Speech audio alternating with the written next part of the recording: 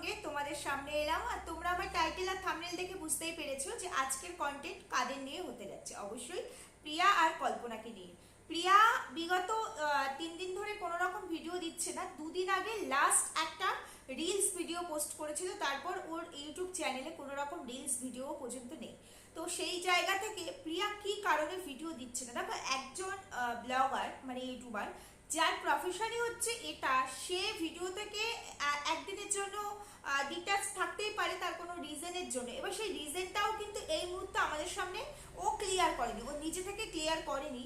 এবার অসুস্থতা থাকলে বা ফ্যামিলির কোনো সমস্যা থাকলে অনেক সময় মানুষ ভিডিও দিতে পারে না, সেটা জানি, কিন্তু সেরকম কোনো কিছু হলে পরে ও কিন্তু একটা আপডেট দিত। এই মুহূর্তে কোনো রকম ওর নিজস্ব চ্যানেলে কোনো রকম আপডেট দিচ্ছে না, অথচ ফেসবুকে ও কিন্তু ভিডিও পোস্ট করছে এবং নিয়মিত ভিডিও পোস্ট করছে।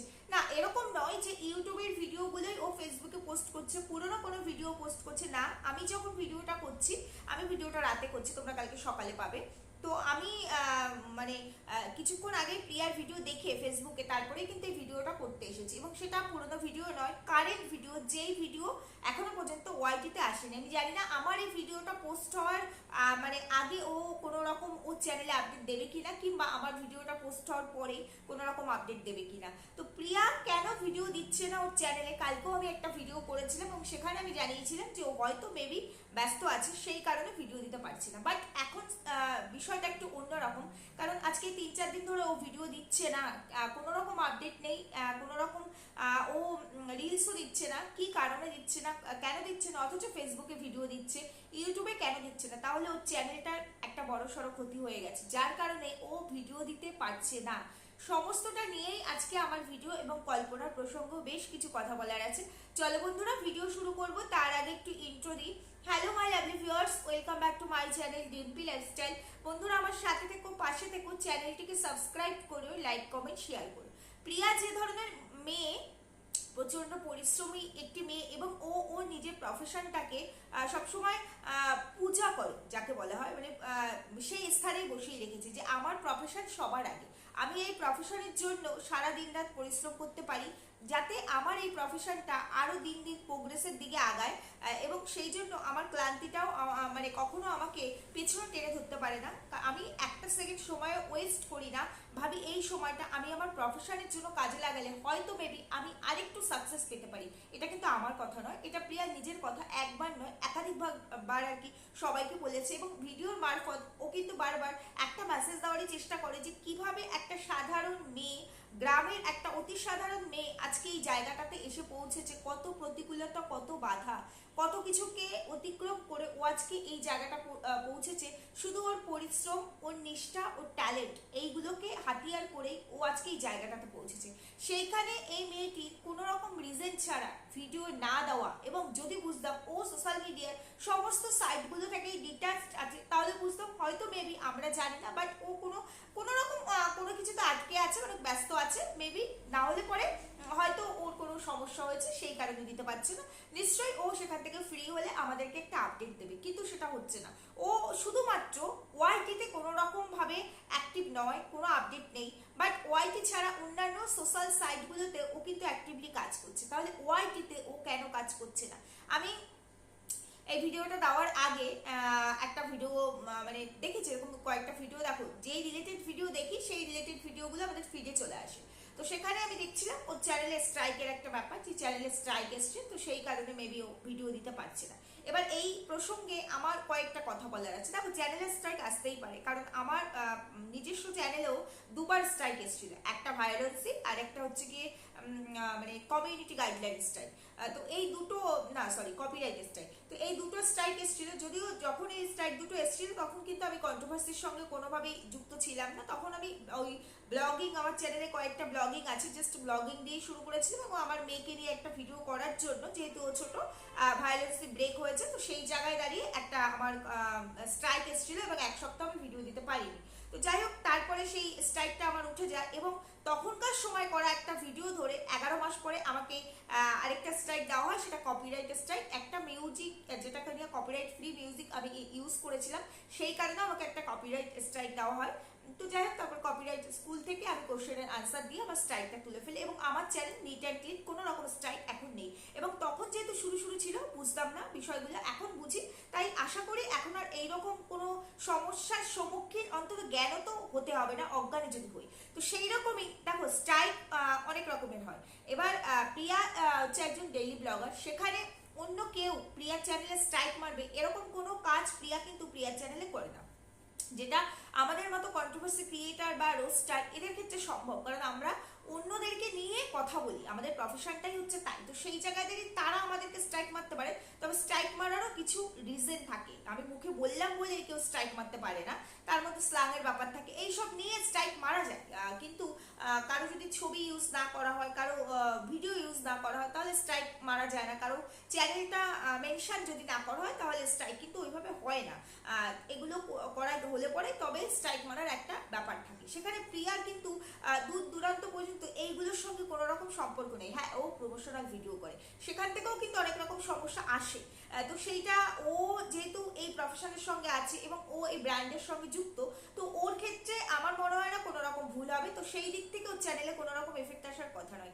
আর কপিরাইট স্ট্রাইক যেটা থাকে, সেই রকম কপিরাইট স্ট্রাইকও আসার মতো কোনো চান্স নেই, কারণ এরা যখন বড় হয়ে যায় ব্লগাররা, তখন কিন্তু ওরা নিজেরাই সেই সমস্ত মিউজিকগুলো ওরা কিনে নেয়, সুতরাং কপিরাইট স্ট্রাইকেরও কোনো জায়গা থাকে না।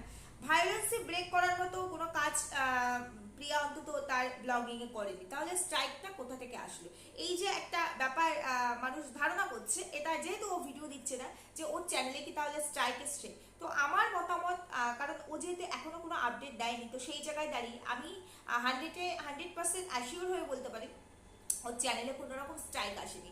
ওর যদি একটা চ্যানেলে স্ট্রাইক আসতো, যেটা ওর মেইন চ্যানেল এপি ব্লগস, তাহলে পরে ওর কিন্তু আরও একটা চ্যানেল আছে যেখানে ও ড্রামাটিক ভিডিওগুলো পোস্ট করে, তো সেই জায়গায় ও কিন্তু আপডেট দিত, কারণ দুটো চ্যানেলই কিন্তু পপুলার সমানভাবে, এবং ওখানেও আপডেট দিলে আর কিছু না হোক একটা কমিউনিটি পোস্ট দিলেও মানুষ কিন্তু জানতে পারতো। কারণ বিগত দিনে আমরা এরকম দেখেছি, প্রিয়ার চ্যানেলে কোনো রকম সমস্যা হলে প্রিয়া কিন্তু ওর অন্য চ্যানেল থেকে আপডেটটা দিয়েছে এবং আমাদেরকে জানিয়েছে। এই ক্ষেত্রে সেরকম কোনো কিছুই হয়নি।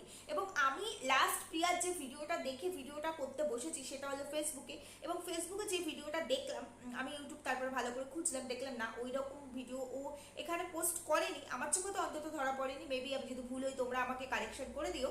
তো সেইখানে দেখলাম ওর যে যেহেতু ও ঘরটাকে মানে কালার করেছে, কিছু ফল সিলিং এর কাজ করেছে, তো সেই জায়গায় দাঁড়িয়ে ওর যে আলমারিটা ছিল, তো সেইটাকে ও আগেই বলেছিল যে যে স্টিকারগুলো হয়, ওয়াল স্টিকারগুলো, সেইগুলো দিয়ে ও কালার করবে আর কি, মানে সেগুলো লাগিয়ে দেবে।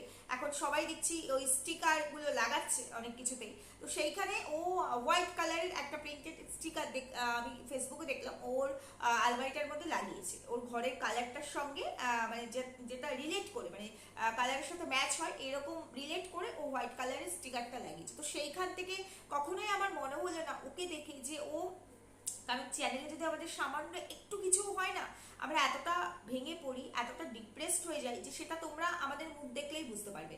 তো সেইখানে প্রিয়াকে কিন্তু দেখে একটুও মনে হলো না। আর যদি সত্যি সত্যি স্ট্রাইকের কোনো ব্যাপার থাকতো, আমার যেটা মনে হয়, আমি শুধুমাত্র আমার পার্সোনাল ওপিনিয়নটুকুই জানাচ্ছি, তাহলে পরে অন্তত একটা কমিউনিটি ওর এই চ্যানেল থেকে যদি না দিতে পারতো, ওর কিন্তু অন্য চ্যানেল থেকে আসতো। সেটা যখন আমাদের সামনে আসেনি, তার মানে আমরা ধরে নিতে পারি না ওর চ্যানেলে কোনো রকম কোনো ক্ষতি হয়নি, আর ক্ষতি হওয়ার মতো জায়গায় ও চ্যানেলকে নিয়েও যায়নি, যে কেউ শত্রুতা করে হলেও বা অন্য কোনো ওয়ে ধরে হলে ওর চ্যানেলের ক্ষতি করবে। দেখো, আননেসেসারি কেউ যদি চ্যানেলের ক্ষতি করে, তার এগেনস্টে অ্যাকশন নেওয়া যায় এবং সেই স্ট্রাইকটা অনায়াসে তুলে দেওয়া যায়, এবং যে এইটা করবে সে উল্টো স্ট্রাইক খায়। কারণ যারা কাজ করি আমরা, তারা আমরা সোশ্যাল মিডিয়ার কিছু বিস্তর তো জানি, আর অনেক বেশি জানে হচ্ছে কি এই বড় বড় ইউটিউবাররা, মানে বড় বড় ব্লগাররা, এরা আমাদের থেকে অনেক অনেক বেশি জানে। আর এদের চ্যানেল অপারেট করার মতো টেক চ্যানেলের সাথেও এদের ভালো রিলেশন থাকে, যারা কিনা মানে এদের কোথাও কোনো সমস্যা হলে তারাই কিনা এদের চ্যানেলগুলোকে মানে হ্যান্ডেল করে দেখে আর কি, কোথাও কোনো সমস্যা আছে কিনা। তো সেই জায়গা থেকে আমার মনে হয় না প্রিয়ার চ্যানেলে কোনো রকম স্ট্রাইক আসেনি। মেবি হয়তো প্রিয়া কালকেও বলেছি, আজকেও বলছি, হয়তো ব্যস্ত এই সমস্ত কাজকর্ম নিয়ে।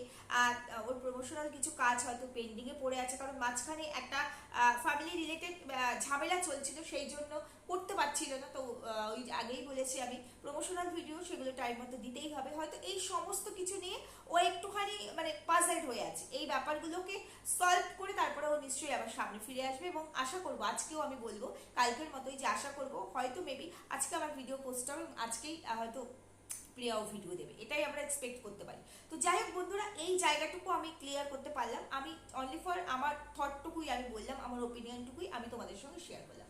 এবার আসবো কল্পনার ভিডিওতে। কল্পনার মানে কালকের ভিডিও, মানে যেহেতু আমার ভিডিওটা আজকে যাবে, আমি তার আগের দিন রাতে করছি, তারপরেও বলছি কালকের যে ভিডিওটা, ব্লগ ভিডিওটা দারুণ সুন্দর লেগেছে, খুবই সুন্দর লেগেছে। এবং সেখানে বেবি প্ল্যানিং নিয়ে কিছু কথা বলেছে ওর হাজবেন্ড। প্রথমত ডগি নিয়ে তো বললোই, একটা ডগির খুব ইচ্ছে ছিল, সেটা আমি আগের দিনই বলেছি এবং তোমরাও দেখে নিয়েছো।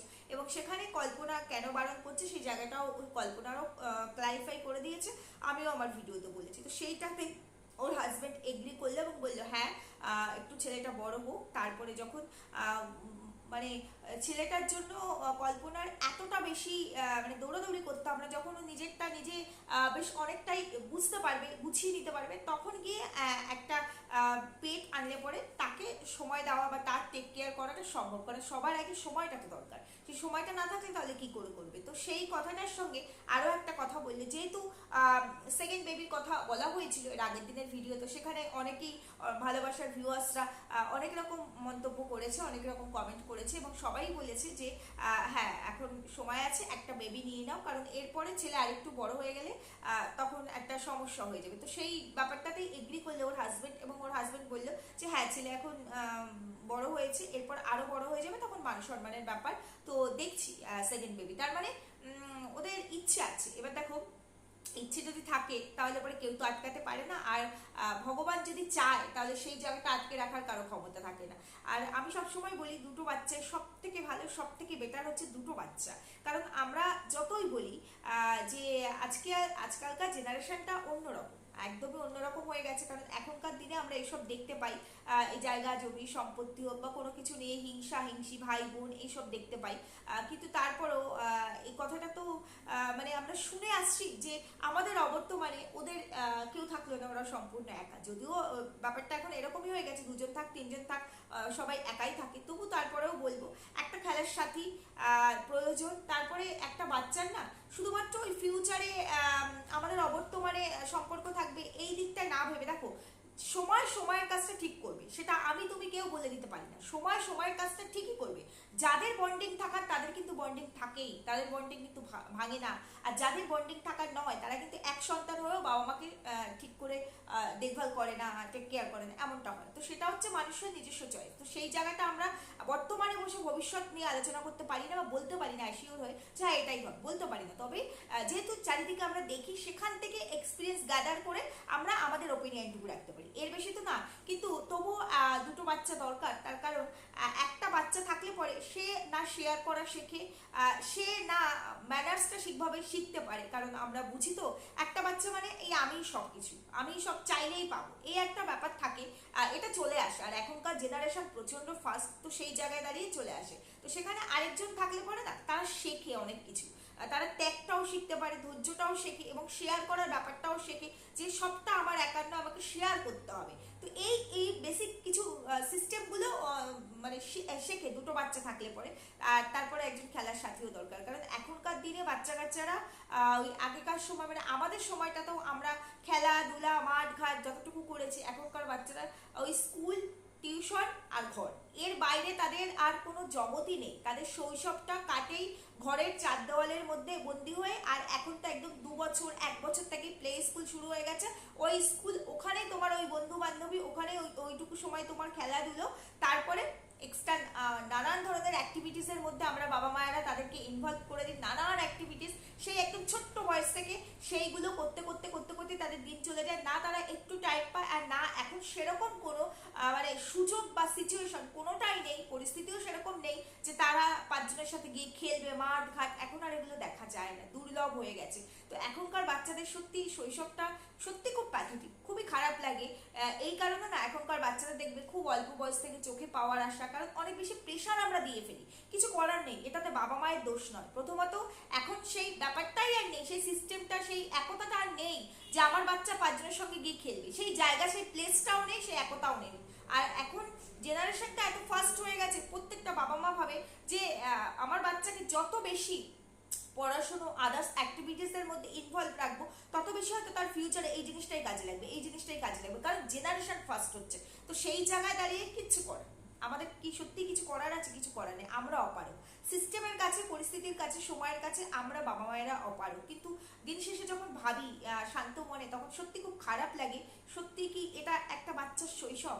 এখন বাচ্চাগুলো স্কুলে যায়, এত ভারী ভারী ব্যাগ, আমার মেয়ে যায় 11টা সাবজেক্ট, আমার মেয়ের পার ডে 8টা করে ক্লাস হয়, 8টা বুকস, 8টা কপিস, দুবার করে ব্রেক হয়, যেহেতু 10টা থেকে স্কুল 4টে পর্যন্ত, দুটো ব্রেক হয়, তো ডাবল ব্রেকের জন্য ডবল টিফিন বক্স, একটা জলের বোতল, বড় জলের বোতল 1 লিটারের তো দিতেই হয়, জলের বোতল, তার সঙ্গে ডায়েরি, পেন্সিল বক্স, তার সঙ্গে আর কত কিছু থাকে। ব্যাগটা আমার মেয়ের ওইটার থেকেও বেশি হয়ে যায়, নিতে পারে না। এই জন্য না এখনকার বাচ্চাদের ঘাড়ে ব্যথা, পায়ে ব্যথা, চোখের সমস্যা, নানা রকম প্রবলেম আসে। কিন্তু আমাদের সময় আমরা এতটা কড়াকড়ি, এতটা মানে স্ট্রং মানে সিস্টেমের মধ্যে আমরা ছিলাম না, সত্যি ছিলাম না, আমরা অনেকটা রিল্যাক্সেবল ছিলাম। তবুও বলবো তখনকার পড়াশোনার মতোই ছিল। এখন এত বেশি টাইট সিচুয়েশন হয়েও পড়াশোনাটা কাজে লাগে না। এটা যাই হোক, সেগুলো হচ্ছে ওই যে বললাম সময়ের ব্যাপার, সেখানে তোমার আমার কারণে কোনো হাত চলে না। তো এই যে ব্যাপারটা বললো কল্পনার হাজবেন্ড, এই জায়গাটাতে আমার খুব ভালো লাগলো। নিশ্চয়ই ওরা হয়তো নিজেরা নিজেদের মধ্যে ডিসকাস করেছে এবং তোমরাও ওদের ইচ্ছেটাকে এগ্রি করেছো। সবাই মানে কমেন্ট করেছো, ভালো ভালো কমেন্ট করেছো, সেটা পড়ে ওদের আরো ভালো লেগেছে, ওরা আরো নিজেদেরকে অ্যাপ্রিসিয়েট করার মতো জায়গা পেয়েছে। তো সেই জায়গায় দাঁড়িয়ে ওরা হয়তো ভেবেছে যে হ্যাঁ এখনই ঠিকঠাক টাইম, কারণ এখন ওদের ছেলেটা নিজের হাতে সব করতে পারে। হ্যাঁ মাকে তো গাইড করতেই হবে, এখনো সেই জায়গায় আসে, কিন্তু গাইড তো করতেই হবে, কিন্তু তারপরে নিজের হাতে নিজে সব করতে পারে। তো সেইখানে এখন একটা বেবি প্ল্যান করলে হয়তো কল্পনার সেই অতটা কষ্ট হবে না, কারণ কল্পনা তো একা, ওর হাজবেন্ড থাকবে না এখানে, যেহেতু প্রফেশনটা তার দূরে থেকেই করতে হবে, তো সব সে সময় দিতে পারবে না। ও একাই থাকে, একাই সংসার সামলায়, বাচ্চা সামলায়, সবটাই সামলায়। তো সেই জায়গায় দাঁড়িয়ে তবুও আমি যে বলেছি যে যে দেওয়ার সে দেয়, সে সবটা ভেবেই দেয়, আর যারা নিচ্ছে তারাও সবটা ভেবেই নিচ্ছে। তাহলে এরকম যদি কোনো গুড নিউজ আসে আর কি, তাহলে ভীষণ ভীষণ মানে খুশি হব, আনন্দ হবে, খুবই ভালো লাগবে। কারণ প্রত্যেকেই চায় যে তাদের জীবনে এরকম খুশির মুহূর্তগুলো আসুক। আর দুটো বাচ্চা সত্যি একদম পারফেক্ট, দুটো বাচ্চা একদম পারফেক্ট। তো সেই জায়গায় দাঁড়িয়ে আর ছেলেটাও একটা সাথী পাবে, তারও সময় কেটে যাবে, তারও শৈশবটা, বাকি যে দিনগুলো আছে সেই দিনগুলো মনে হবে যে না আমার একজন খেলার সঙ্গী, আমার একজন ভাই বোন, আমার একজন শেয়ার করার মতো পার্টনার, আমার একজন মনের কথা, এই শৈশবের মনের কথা বলার মতো একজন আছে। তা না হলে তো আমাকে 4 দেওয়ালের মধ্যেই আটকা থাকতে হয়। তো এই জায়গায় দাঁড়িয়ে যদি ওরা এই ডিসিশন নিয়ে থাকে তাহলে খুব ভালো। যদি এটা মানে হয়, এই গুড নিউজটা আসে, তাহলে সত্যি সবাই খুব খুশি হবে। তো এটুকুই বলবো, যা হবে ভালোর জন্যই হবে, ঈশ্বর যা করবে অবশ্যই খুব ভালোর জন্য করবে। ওভারঅল আজকের কল্পনার ভিডিওটা খুব ভালো লাগলো, এবং ওর হাজবেন্ডের যাওয়ার সময় হয়ে গেছে, প্যাকিং হয়ে গেল, একটা রিলস দিয়েছিল এই লং ভিডিওর আগে, তো সেটা দেখে আমি বুঝতে পেরেছিলাম যে এটা ক্রিয়েট করা, এটা অ্যাকচুয়ালি ওর হাজবেন্ড চলে যাচ্ছে না, এটা অ্যাক্টিং করছে। কারণ তা না হলে যখন ওর হাজবেন্ড লাগেজটা নিয়ে বেরিয়ে গেল, ক্যামেরাটা অন করা আছে বলে ও বসে বসে কাজ, যেটা তো হয় না, ওই মুহূর্তটা যত কিছুই বলো ধরে রাখা যায় না, ও দৌড়ে বেরিয়ে যাবে। কারণ আমাদের বাড়ির লোকজনেরা সকালবেলা যখন কাজে কর্মে বেরোয়, আমরা দেখবে তখনও গেট পর্যন্ত যায়, এটাকে ধরে রাখা যায় না যতই কাজ থাকুক। সেখানে আজকে হাজবেন্ড এতটা দূরে চলে যাচ্ছে, আবার কতগুলো মাস পরে আসবে, সেটা হয় না, হয় কি? তো সেখানে বোঝাই যাচ্ছিল। যাই হোক, সেটা তারপরে ওর হাজবেন্ড ক্লিয়ার করলো যে তখন তো আর সময় হবে না, কারণ এটা সম্ভব নয়, ওই মুহূর্তটাকে ক্যাপচার করা যায় না, কারণ ওটা সম্পূর্ণ ভেতরের ইমোশন। তো সেই জন্য আমরা এটা একটু ক্রিয়েট করে মানে প্র্যাকটিক্যালটাকেই আমরা তুলে ধরলাম, এটাই বাস্তব, এটাই ফ্যাক্ট, এটাই ঘটে। তো সেটা একটু তুলে ধরলাম, ভালো লেগেছে, রিলসটাও খুব ভালো লেগেছে, এবং প্যাকিং শুরু হয়ে গেছে বললে 1টা মাস কোথা থেকে চলে গেল। সত্যি মানে আমারও কেমন লাগছে, আমারও মনে হচ্ছিল 1 মাস মানে কি বলছে, আমি যে কি এই তো সেদিন আসলে 15 দিনও হয়নি, তো শুনলাম যে 1 মাস হয়ে গেছে। সময় এরকমই, ঠিকই বলেছে, খুশির মুহূর্তগুলো হয়তো খুব তাড়াতাড়ি মানে পেরিয়ে যায়, সত্যিই তাই, খুশির মুহূর্তগুলো খুব তাড়াতাড়ি পেরিয়ে যায়। ওভারঅল ভিডিওটা খুব ভালো লেগেছে, এইভাবে এগিয়ে যাক এবং ওদের স্বপ্ন পূরণ হোক, সবাই সবার মতো ভালো থাকুক, এটাই চাইবো। যাই হোক বন্ধুরা, এটুকুই আমার বলার ছিল। ঠিক বললাম না ভুল বললাম জানিও, সুস্থ থেকো, ভালো থেকো, দেখা হচ্ছে পরবর্তী ভিডিওতে।